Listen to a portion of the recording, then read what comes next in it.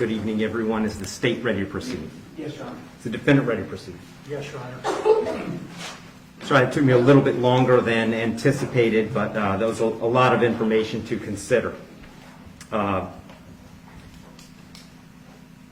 me just start by saying that as multiple people have observed, this is a particularly difficult case because there's really nothing that the court can do that's capable of fixing the harm that has been caused to the victims in this case. So that being said, I've got to start with the law. I'm bound by the law, and the law gives me a guideline for how to analyze an appropriate sentence in this case. So I want to start with the Camacho case.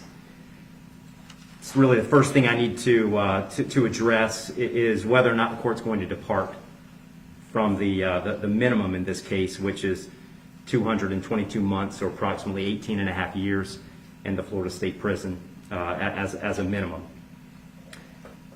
The Camacho case, as Mr. Fitzgibbons pointed out and argued, lays out really a three-factor test. Is there a valid legal basis for departure? Is there competent substantial evidence that the facts support an application? Or do the facts apply to the departure basis that is being asserted? To both of those questions, I answer those yes. There is a valid legal basis for departure, and there is competent substantial evidence that would support a departure. And really, I'd find that as to all of the departure bases argued, with the exception of the disparity argument. I'll just comment on that one for a moment. The defendant has argued that an available basis for departure is the disparity between the guidelines and the sentence that Mr. Barano got. I don't agree with that. I agree that disparity could potentially be an available legal basis for departure. But in this case, I don't think it applies because I do think that there are important substantive differences between the facts as applied to Mr. Barano and the facts as applied to Mr. Herrin. The state's put those on the record. I won't elaborate on it too much other than to say I think that the difference, the age of majority for Mr. Herrin is one of those. But mostly I just think that the facts are different as between those two defendants. And so I don't believe that the facts in this case support that as a departure basis because I believe that a disparity in sentence between Mr. Barano and Mr. Herrin is appropriate in this case. That brings me to the third question of should essentially the third factor under the Camacho case is should the trial court depart? And the court in this case is going to decline to depart. So I'm answering that question in the negative. The trial court in this case is not going to depart. And I don't reach that decision lightly. When evaluating an appropriate sentence, I will start with Florida Statute 921.002. It was pointed out several times the primary purpose of the criminal punishment code in Florida is to punish.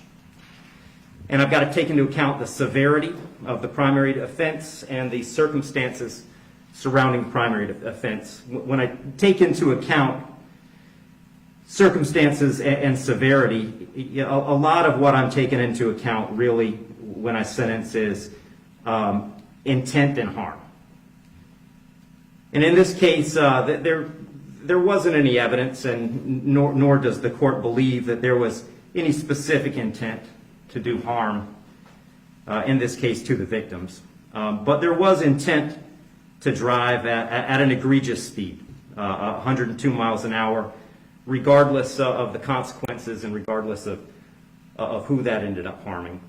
And then the second part of that, the second component, is the harm caused. And in this case, it's just impossible to have greater harm than the harm that occurred in this case, which was the loss of a mother, loss of a baby, and really the loss of a family as it existed when this occurred. I did consider, I also want to make a record, I did consider sentencing Mr. Herrin as a youthful offender, but for the same reasons that I'm discussing, I didn't think sentencing him as a youthful offender was appropriate. I agree that youthful offender was something that the court could have done. I did consider it. I carefully considered it. But the court just found that due to the serious nature of these offenses, the extreme nature of the conduct, and again, the level of harm, that a youthful offender sentence was not appropriate. So given that the court is not departing, the guidelines call for a sentence of 18, essentially 18 and a half years at a minimum, and 30 years as a maximum. And the court doesn't find that either the minimum or the maximum is appropriate in this case. I've said it several times, the serious nature of the offense, egregious nature of the conduct, and mostly the harm that's been caused prevent me from putting this as a bottom of the guidelines minimum case. But the departure bases argued by the defendant did provide some reason not to put it at the top of the maximum. And specifically, the court did take into account that the defendant's 18, certainly responsible for his actions, and he's being held accountable for his actions.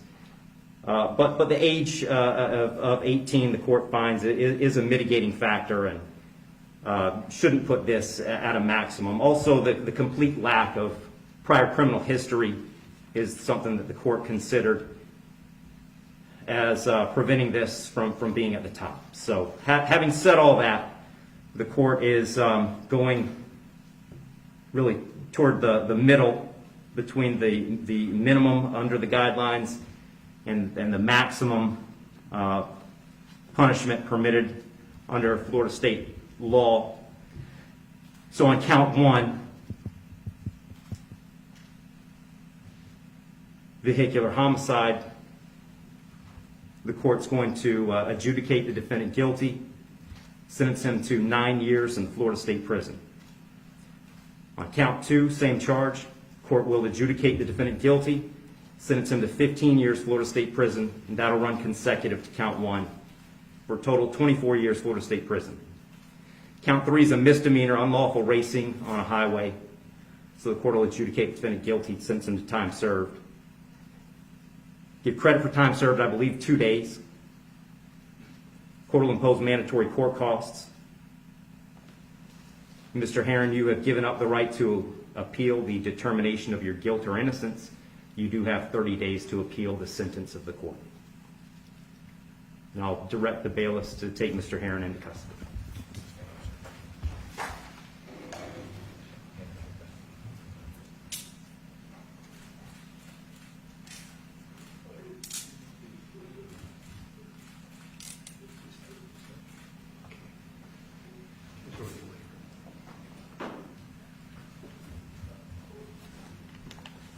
Wish you well, Mr. Herrin.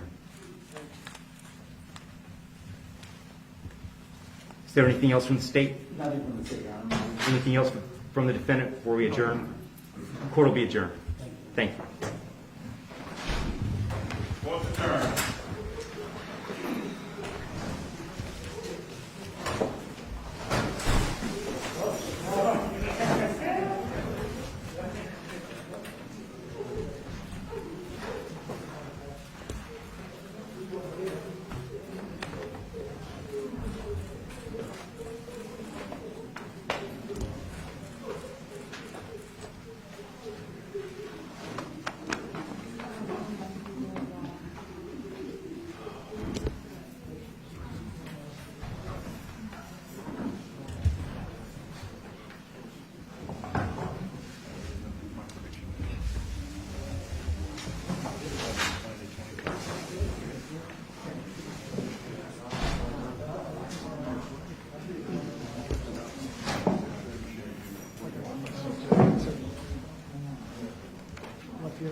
Counselor,